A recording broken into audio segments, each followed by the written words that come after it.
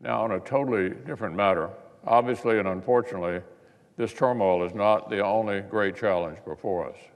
Lest we forget, the healthcare fight against the worst viral pandemic in a century is still upon us.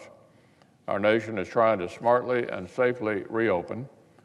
Just as small businesses in some cities are sweeping up broken glass, American workers and entrepreneurs across the nation are trying to rebuild the shattered prosperity our nation was experiencing just a few months ago.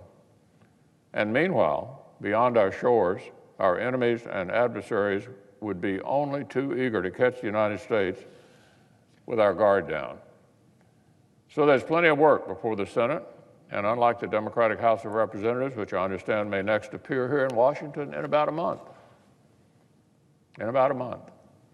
the Senate is present and working.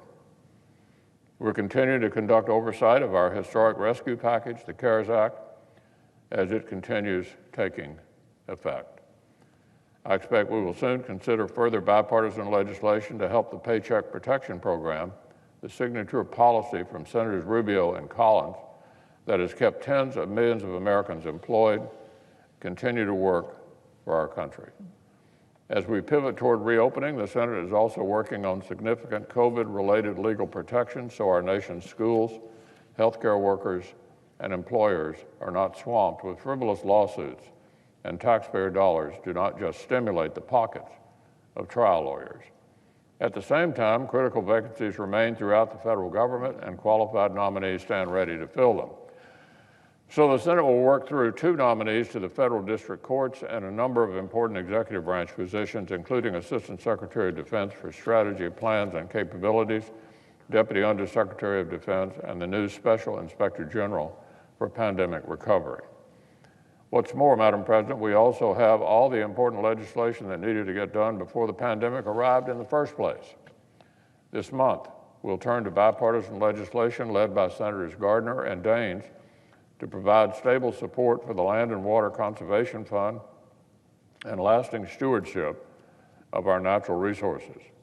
Their bill will safeguard our nation's public lands for recreation and conservation and help generations of Americans continue to access and enjoy these treasures.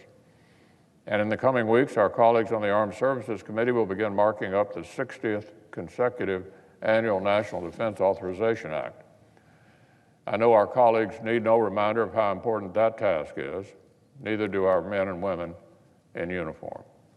The COVID-19 crisis makes it more urgent, not less urgent, that we continue to authorize investments in our service members, in their families, and in advancing and accelerating our national defense strategy.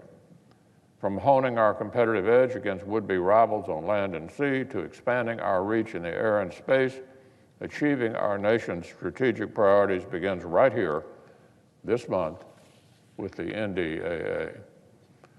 So, Madam President, Congress' to-do list is clear, and the Senate is manning its essential post, working to get the American people's business done.